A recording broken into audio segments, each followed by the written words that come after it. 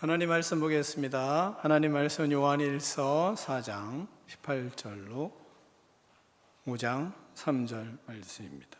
19절로 요한일서 4장 19절로 5장 3절 말씀을 다 일어나서 교독하겠습니다. 우리가 사랑함은 그가 먼저 우리를 사랑하셨습니다.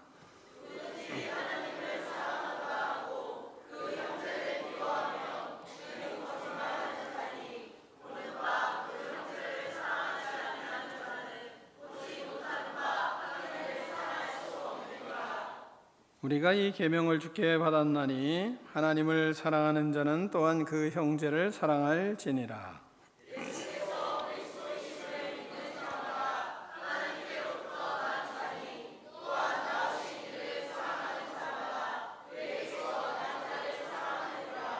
우리가 하나님을 사랑하고 그의 계명들을 지킬 때에 이로써 우리가 하나님의 자녀를 사랑하는 줄 아느니라.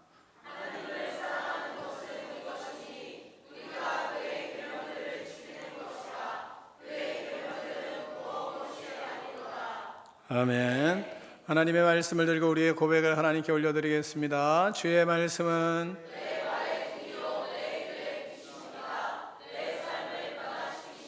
주께서 말씀하신 대로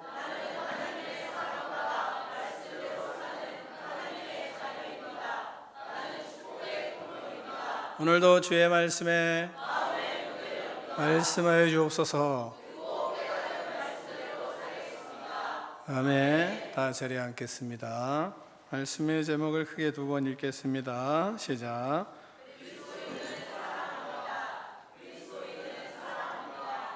아멘. 사랑은 우리에게 절대적인 것입니다.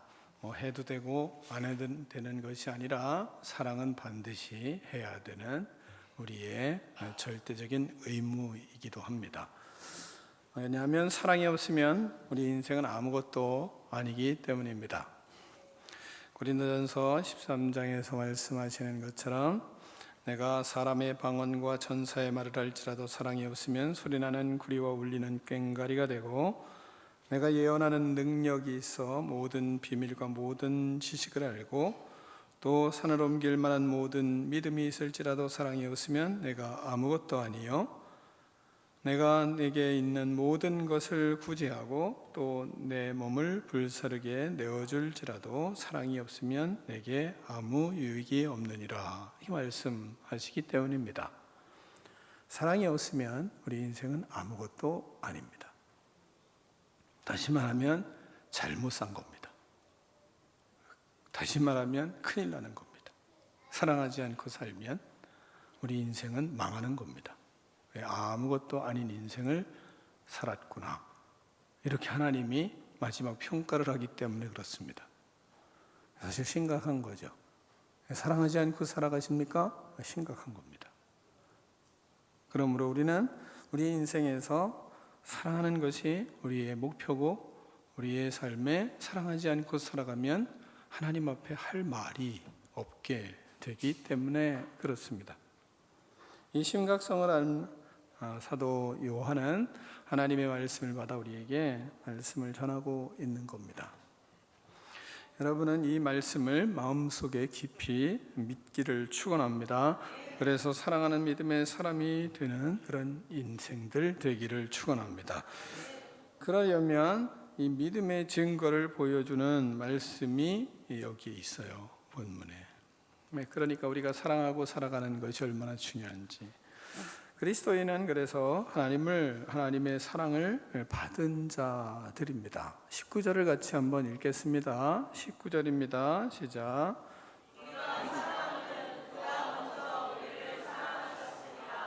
아멘.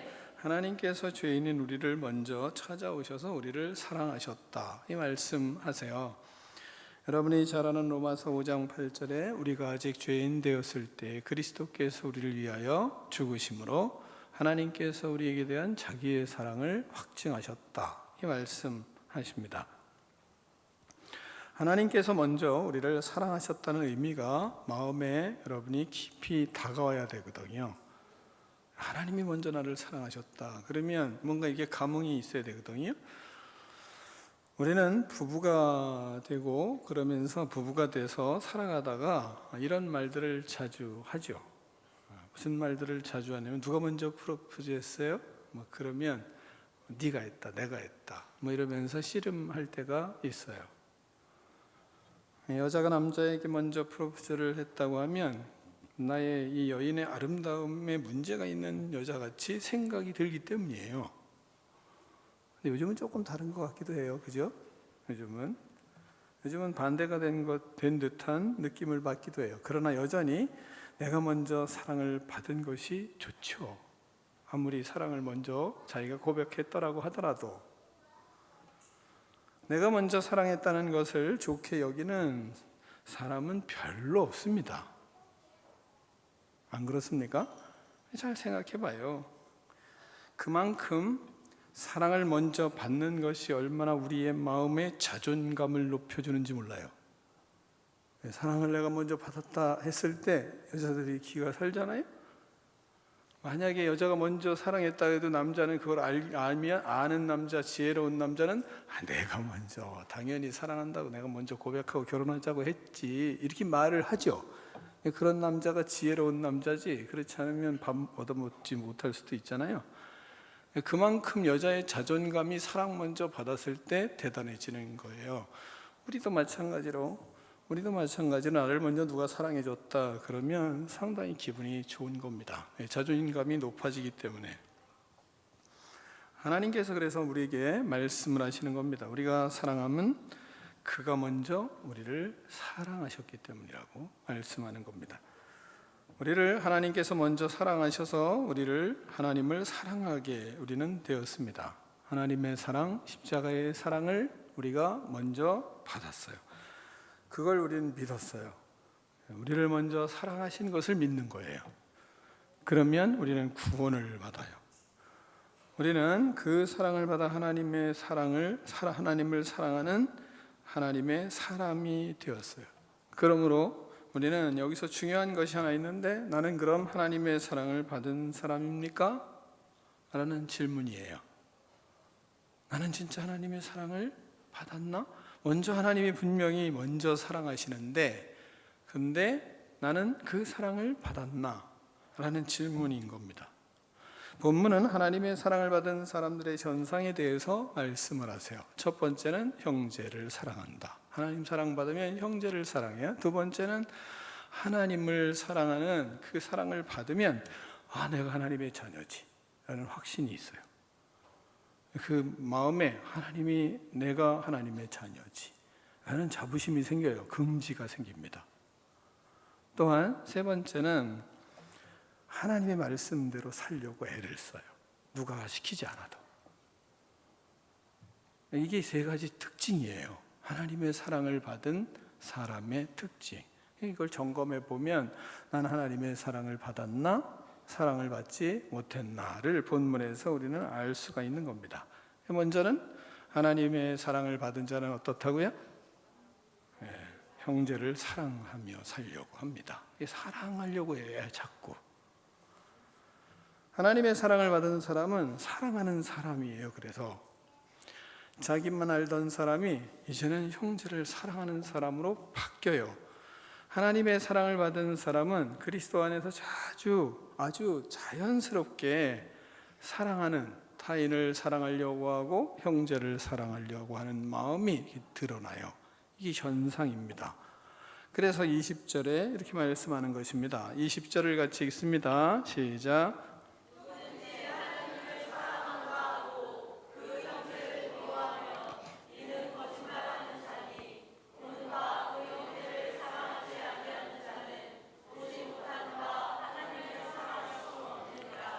아멘. 하나님을 사랑한다고 하면서 형제를 사랑하지 않는다는 것은 있을 수 있어요, 없어요? 있을 수 없다 이 말씀하세요. 그러니까 그것을 하나님이 강조를 뭐라고 하냐면 거짓말이다 이렇게 말씀하십니다. 다시 말하면 하나님 사랑을 받지 못했다 이렇게 말씀하는 겁니다. 하나님을 사랑하면 그래서 형제를 사랑하게 되는 거예요. 그게 자연스러운 일이에요. 하나님의 사랑을 받아 사랑하는 사람이 되었기 때문에 미워하는 사람 다 용서하고 사랑의 마음이 일어나기 때문에, 그래서 그리스도인들이 예수님을 믿으면 관계가 회복되는 겁니다. 그래서 사랑하는 사람이 되었기 때문에. 형제를 사랑하여 미운 사람이 없어지고 조건을 가지고 생각했던 모든 조건이 다 이렇게 깨지는 겁니다. 왜? 하나님이 나를 조건 없이 사랑하는 그 사랑을 내가 받았다는 것을 경험했기 때문에. 그래서 조건을 자꾸 붙이질 않아요. 여러 가지 불평, 불만이 많고 답답한 인간이라고 생각했던 그런 상대가 그런 게 부부였다면, 그럼 그 상대가 이제는 조건이 없이 예수님의 사랑으로 사랑을 하게 되는 거예요. 그러니까 관계가 더 좋아지는 겁니다. 부모와 자녀와의 관계도 마찬가지입니다. 서로 탓했던 것이 이제 서로 내 탓으로 생각을 하게 되는 겁니다. 그런 마음을 하나님이 주세요. 기도하면 할수록, 하나님께 서면 설수록 내가 잘못했구나, 이런 생각을 자꾸 들어요. 하나님의 사랑을 받으면 그래서 조건 없이 사랑하기 때문에 모든 일에 회복의 역사를 경험하게 되는 겁니다. 교회가 아름다운 것은 다른 게 아니라 처음에 들어올 때의 그 구성원들은 다 악했어요. 다 죄악투성이었어요. 다 문제투성이었어요. 근데 예수님의 사랑을 먹고 나더니 사랑하는 사람이 돼가는 거예요. 자꾸 바뀌는 거예요. 자꾸 변화가 되는 거예요. 그래서 교회가 아름다운 거예요. 달래 아름다운 게 아닙니다. 그러니까 교회를 왔는데 내가 예수님을 믿었다고 하는데 변화가 없어요. 예수님 믿은 거 아니에요. 아직 예수님을 그 마음에 모신 것이 아닐 수 있어요. 왜? 변화가 일어나지 않으니까요. 왜? 하나님의 사랑이 내 안에 들어오면 그 사람이 사랑하는 사람이 되고 형제를 사랑하는 마음이 자꾸 일어나기 때문에 관계가 회복되어야 되는데, 그렇지 못하면 그러면 아직 예수님 모르는 거예요. 이것이 하나님의 사랑을 받은 사람들의 현상이에요. 현상. 그럼 나이가 들수록 어떻게 했어요? 더 사랑이 많아지죠. 나이가 들수록 어떻게 했어요? 그냥 사랑 덩어리가 되는 거죠. 그러니까 나이가 들수록 하나님은 또 깨우쳐 주시죠. 왜요? 어떻게 깨우쳐 주세요? 나이가 들수록 신기하게 젊을 땐 느끼지 못했던 사랑이 들어와 있는 걸 경험을 자꾸 하게 하시거든요.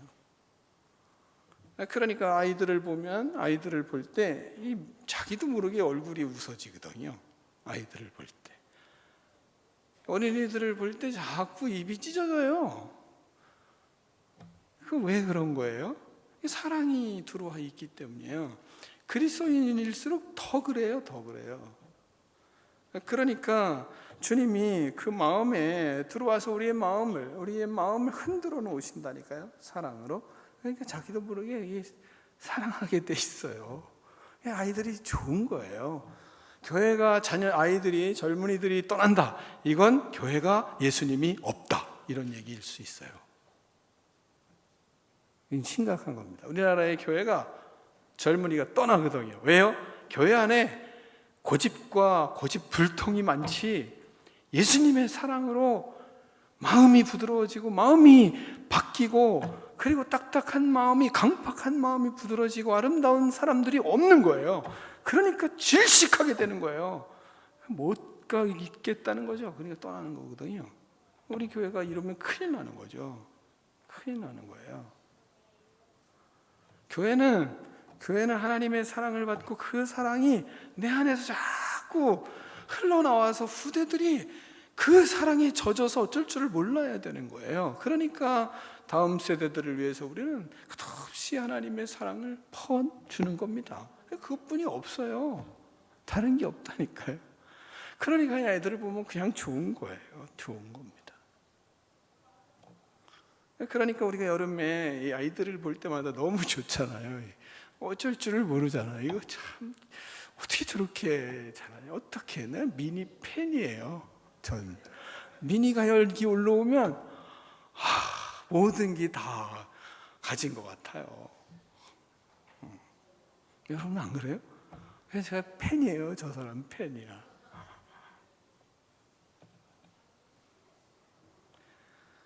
하나님은 그런 우리들의 마음에 이런 사랑을 주시고 사랑의 마음을 주신 후에 그냥 내버려 두는 줄 아세요?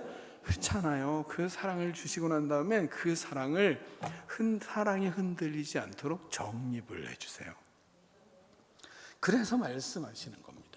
말씀이 중요한 것은 나에게 하나님의 사랑을 주시고 나면 그 사랑을 내 마음속에, 내 생각 속에 정립을 하세요. 그래서 흔들리지 않도록 우리를 붙들어 가세요. 그게 말씀이에요. 그래서 우리가 말씀을 사랑하게 되는 겁니다. 20절 다시 한번 우리가 읽겠습니다. 20절 시작.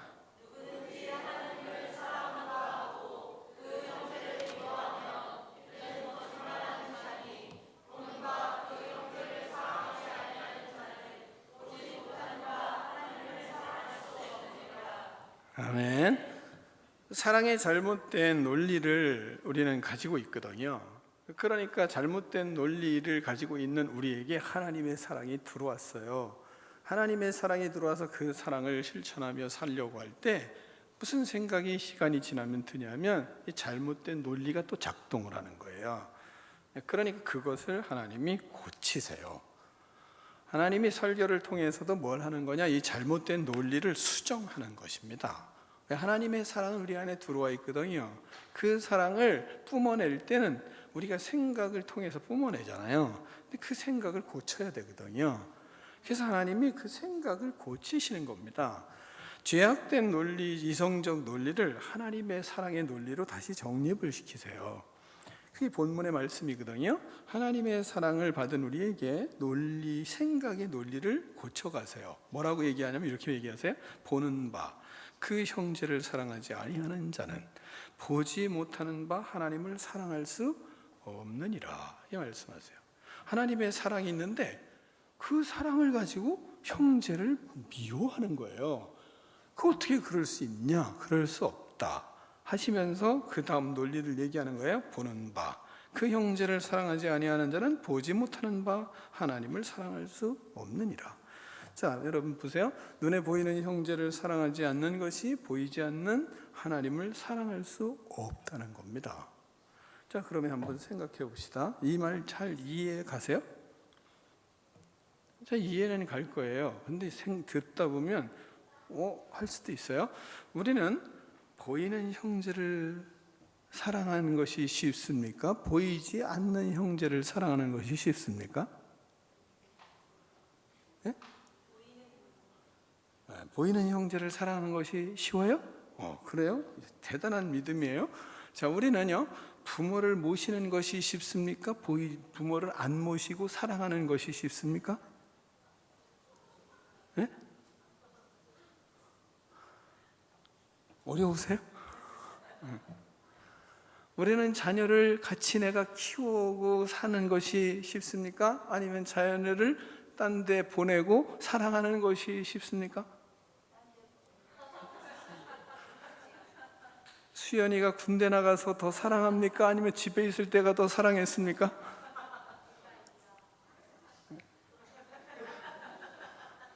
자, 절대적이지는 않지만 대체로 우리는 떨어져 사는 형제를 더 사랑합니다. 보이지 않는 사람을 더 그리워하고 사랑한다고 이야기합니다.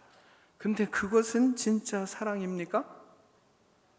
그런 사랑을 하나님은 어떤 사랑이라고 말씀하시나요? 거짓말이다, 이렇게 말씀하세요. 그게 본문이에요. 자, 보세요. 누구든지 하나님을 사랑하노라 하고 그 형제를 미워하면 이는 거짓말하는 자니 보는 바 그 형제를 사랑하지 아니하는 자는 보지 못하는 바 하나님을 사랑할 수 없느니라.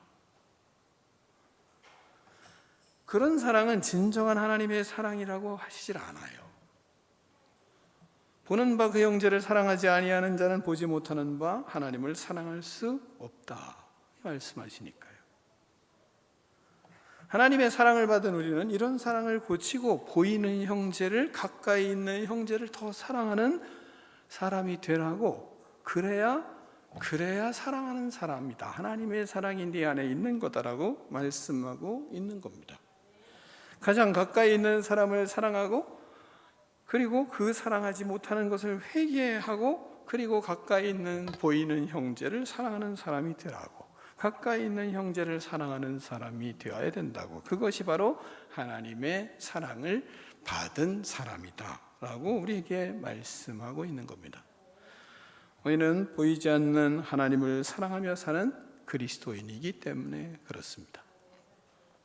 두 번째, 하나님의 사랑을 받은 우리는 하나님께로부터 난 자임을 확신합니다. 자꾸 마음속에 그런 확신이 들어요. 난 하나님의 자녀지, 난 하나님께로부터 난 사람이지, 이런 생각이 자꾸 드는 거예요. 자, 5장 1절을 같이 읽겠습니다. 5장 1절 시작.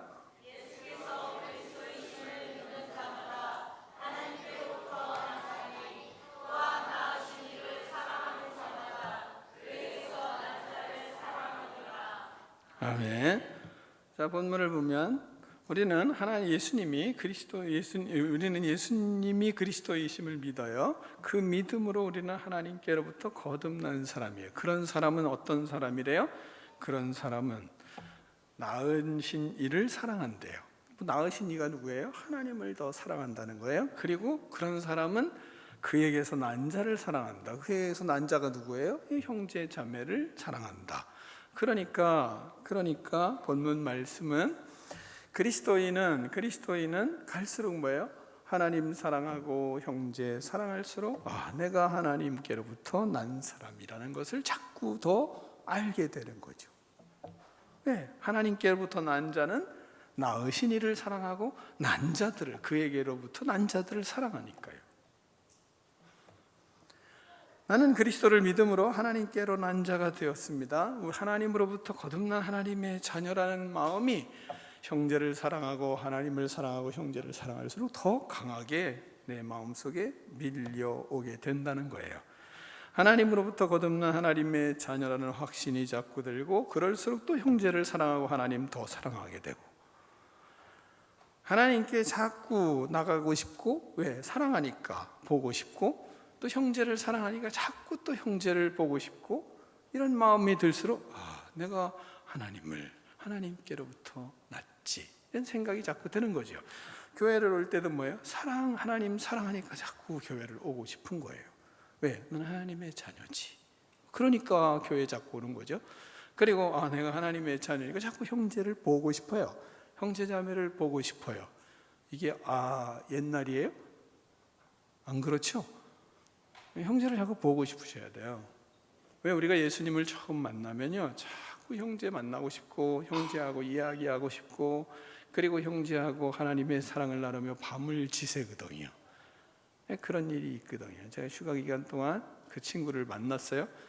젊었을 때, 20살 때 건물 계단에 앉아가지고 밤새도록 얘기했던 친구를 만났어요. 가끔 만나요. 근데 그때 그런 사랑, 그게 너무 강했기 때문에, 그러니까 형제를 자꾸 보고 싶으니까, 그러니까 밤새도록 말이죠, 둔천동에서 계속 이야기하고, 밤이 지나서 아침에 해가 뜨면 그때서야 헤어지고, 막 이런 때가 있었단 말이죠. 왜요?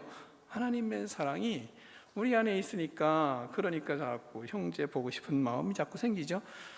형제 보고 싶은 마음이 생겨서 형제 만나고 나면 그러면 갈 때 진짜 우리가 하나님의 자녀지, 이렇게 자꾸 생각이 더 강하게 이렇게 밀려 올라오거든요.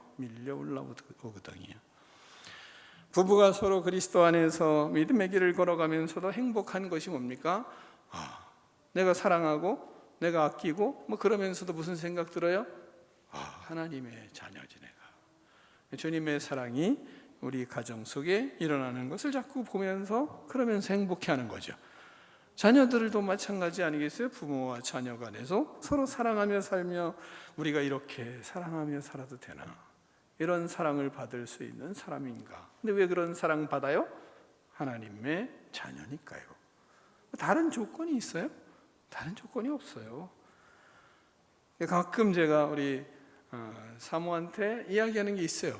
당신은 뭘 잘했길래 이런 사랑을 받으며 사냐고. 그러면 꼭 답을 했잖아요, 이렇게 얘기를 해요. 아무 말 못하겠어요. 저 만나기 위해서 답을 했으니까. 그러니까 사랑을 받을 만하죠. 그러니까 그리스도의 은혜로 살아가는 삶은 그런 거예요. 그럴 때마다 어떻습니까? 하나님께로부터 난 낫지, 그래 난 하나님의 자녀지, 이런 생각이 자꾸 드는 겁니다. 하나님께로부터 난 자가 누굽니까? 예수 그리스도가 나의 구주이시며 나의 하나님이심을 자꾸 삶에서 고백되어지고 경험되어지고 그러니까 예수 그리스도 안에서 난 믿음의 사람이니까요. 그래서 우리의 삶에 있어서는 그럴 때마다 주님은 나의 주인이십니다. 하나님은 나의 구원자이십니다. 하나님은 나의 하나님이십니다. 이런 고백을 자꾸 우리 속에서 일어나잖아요. 지금까지 내가 주님이 나의 주인이 되어주신 은혜 때문에 내가 삽니다. 하나님, 제가 더 거룩하게 살게요. 제가 더 신실하게 살게요. 제가 더 의롭게 살다가 주 앞에 가겠습니다. 이런 얘기를 하나님께 자꾸 하잖아요. 한번 따라해 보겠습니다. 예수님은 나의 주인이십니다. 예수님은 나의 구원자이십니다. 예수님은 나의 하나님이십니다. 나의 주인이 되어주셔서 감사합니다. 나를 다스려 주시옵소서. 이렇게 하나님 앞에 우리의 고백을 자꾸 드리는 거죠. 이렇게 주님 앞에 나의 삶의 주인 되심을 자꾸 고백하면 그럴수록 하나님이 우리를 인도해 가시는 것을 우리는 자꾸 느끼는 겁니다. 나는 하나님으로부터 난 자이기 때문에 하나님으로부터 난 우리는 하나님을 사랑하고 그래서 우리 형제들을 자꾸 사랑하게 되는 겁니다. 그런데 우리가 교회를 다녀도 이런 모습이 잘 안 돼서 괴로워하고 있지는 않으세요? 제가 어느 목사님의 책을 이 책을 읽었더니 그곳에 이런 고백이 있더라고요. 목사님이 너무 인생이 살맛 난다 이러면서 이제 글을 썼어요. 그게 무엇이 살맛 났냐면 어느 날 한 형제가 계속 교제하고 교회 다니는 한 형제가 목사님께 갑자기 다가와서 이렇게 말하는 거예요. 목사님, 저 이제 예수님을 영접했어요. 그래서 목사님이 오래 교회를 다녔으니까 깜짝 놀랐어요. 뭐라고요? 제가 예수님을 영접했습니다. 뭐라고요? 몇 번을 물어본 거예요. 제가 예수님을 영접했다니까요. 예수님께서 제 삶 속에 들어와 달라고 부탁을 했다고요. 그 수많은 날은 어떻게 된 건지 교회 다니면서. 근데 그 형제가 뭐라고 하냐면 정말로 그분이 내 삶의 주인으로 삼고 싶은 마음이 어제 상당히 강하게 제 마음에 올라왔어요.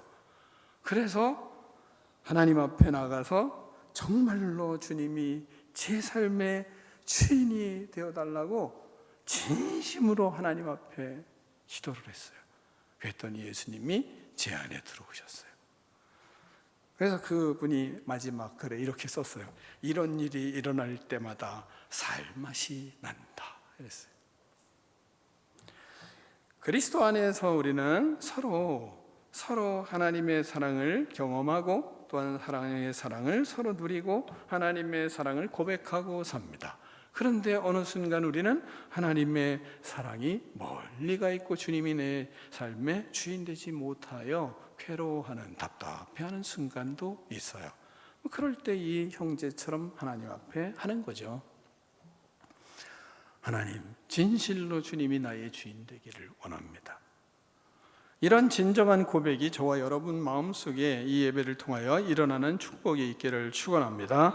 하나님으로부터 난 자들이기 때문에 우리는 서로 사랑하지 않을 수가 없어요. 죄인이었던 우리를 의인으로 삼아주시고 종되었던 우리를 자녀 삼아주셨고 우리의 모든 신분을 다 바꾸어 놓으셨잖아요. 그 사랑의 하나님으로부터 난 자가 되어 진정한 기쁨, 하나님의 사랑을 받은 사람답게 살아가는 거룩한 인생들이 되기를 축원합니다. 세 번째는 하나님의 사랑을 받은 사람은요, 계명을 지키려고 애를 쓰는 겁니다. 계명을 지키려고 해요. 하나님의 계명은 여러분 크게 두 가지로 나누잖아요. 하나님의 계명의 10계명의 줄기가 두 가지잖아요. 하나님 사랑, 이웃 사랑. 그거 얘기하는 거예요, 본문에서 계속. 피조물인 우리들은 창조주 하나님을 만났어요. 창조주 하나님을 만난 우리는 하나님의 사랑이 우리의 감정에 충만해요. 마음의 감격이 넘치게 됩니다.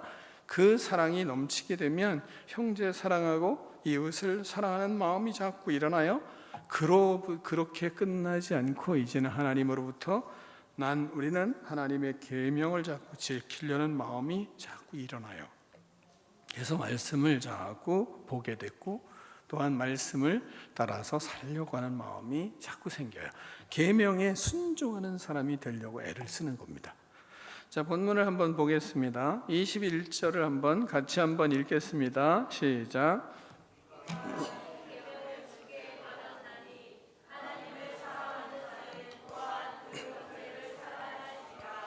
아멘. 자, 이 계명을 받았어요. 그래서 우리가 하나님을 사랑하고 형제를 사랑해요. 2절과 3절, 5장 2절과 3절도 교독하겠습니다. 우리가 하나님을 사랑하고 그의 계명을 지킬 때 이로써 우리가 하나님의 자녀를 사랑하는 줄 아느니라.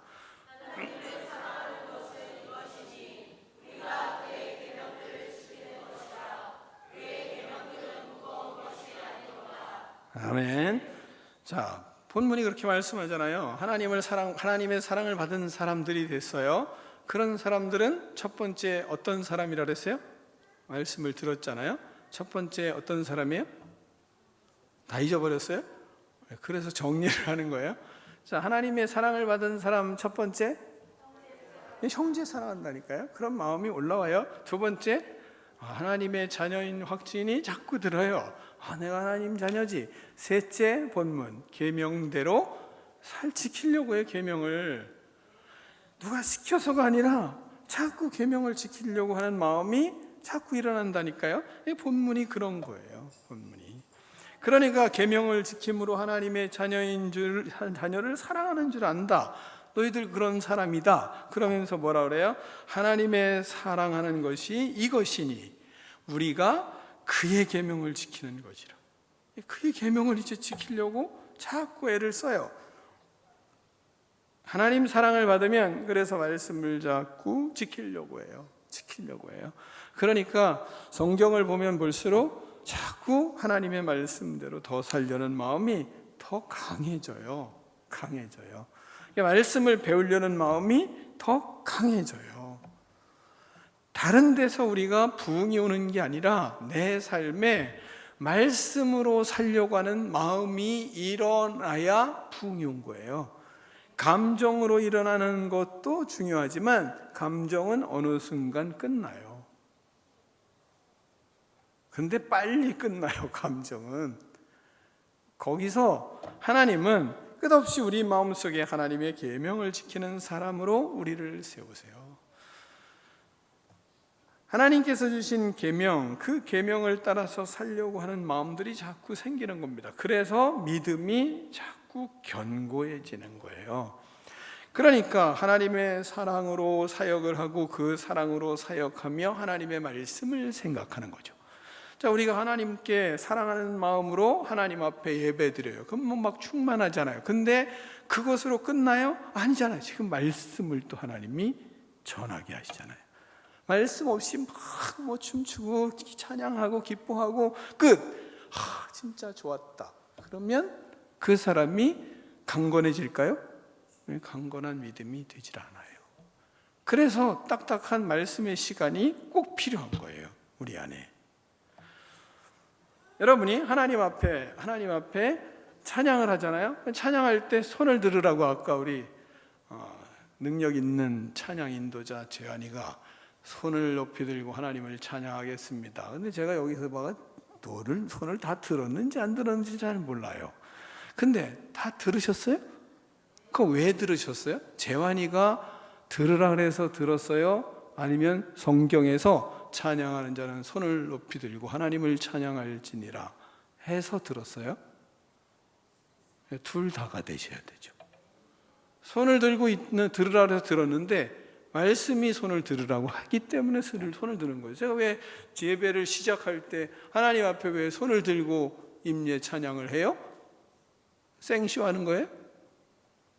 성경이 손을 들으라고 하기 때문에 드는 거예요. 왜 아멘 해요?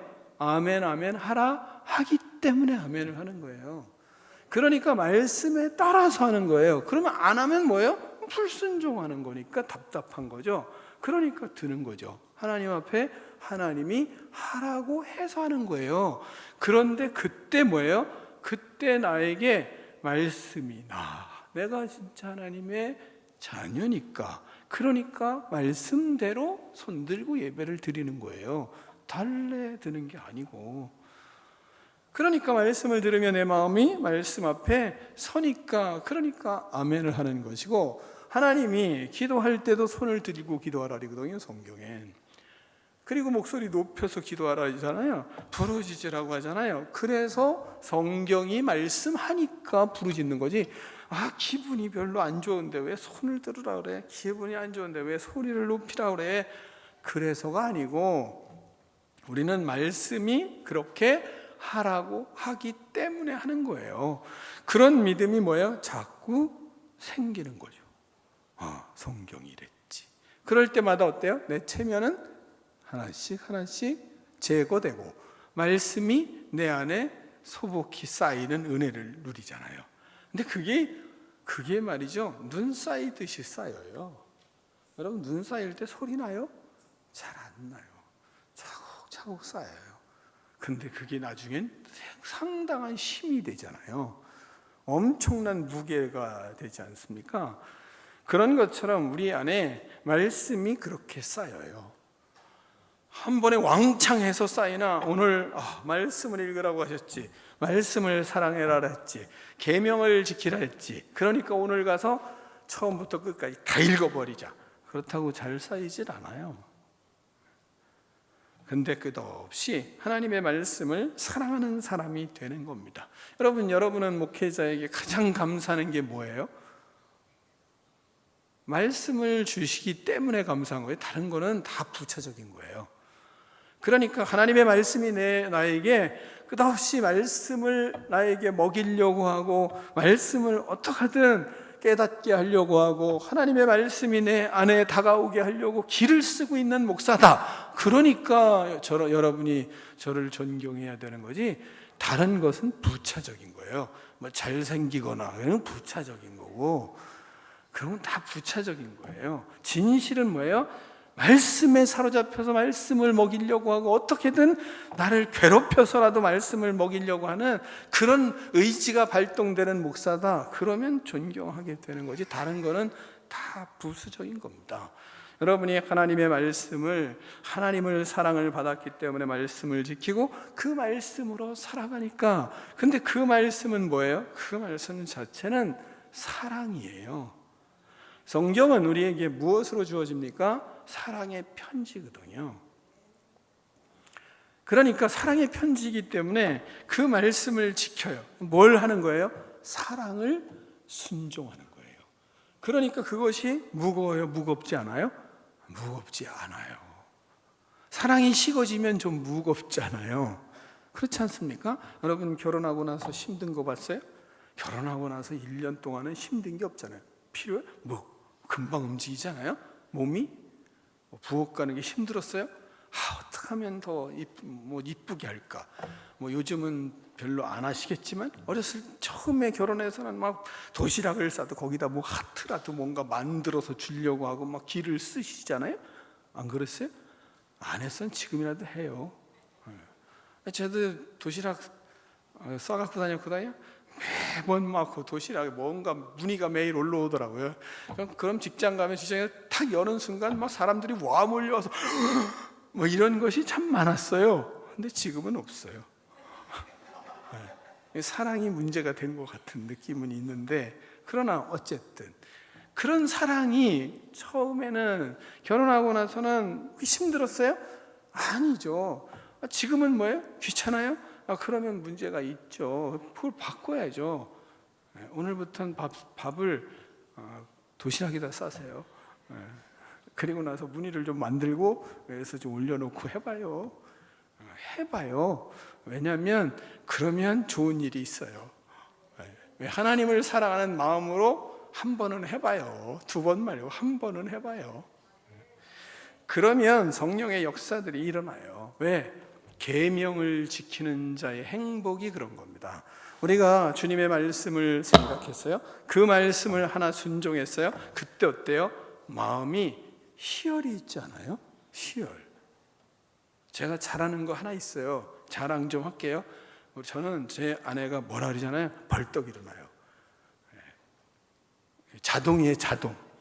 왜? 30여 년 동안 훈련이 됐기 때문에 자동이에요. 누워 있다가도 여보 그러면 그 다음에 탁 일어나요. 그러면 항상 왜 벌써 일어나냐고 이럴 때가 많아요. 자동이에요. 이건 잘해요. 하나라도 잘해야 빌어먹을 거 아니에요. 하나라도 잘해야. 그거 하나 잘해요. 그냥 한다 얘기하면 후다닥 가서 여기 있습니다. 이건 잘해요. 근데 그걸 왜 하겠어요? 순종을 하면 귀찮아요? 저는 안 그렇더라고요. 갔다 오면 오히려 저는 마음이 기뻐요. 그래서 더 잘해요. 이 순종해 본 사람의 삶의 기쁨이 있어요. 다른 데 기쁨이 있지 않아요.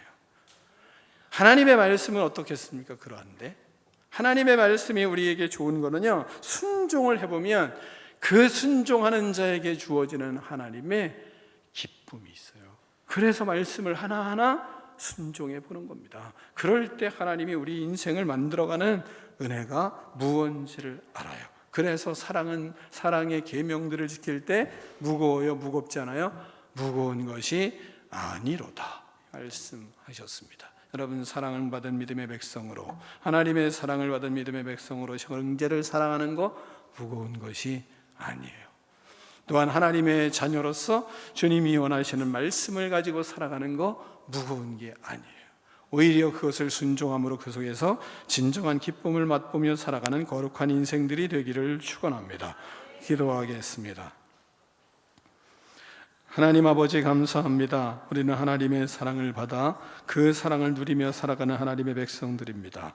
형제들을 서로 사랑하고 그럴수록 하나님의 자녀인 것이 더 확신적으로 다가오며 하나님의 계명을 지키는 것이 진정한 기쁨이요 즐거움이요 행복이 될 수 있도록 하나님 축복하여 주시옵소서. 예수 그리스도 이름으로 축복하며 기도하옵나이다. 아멘.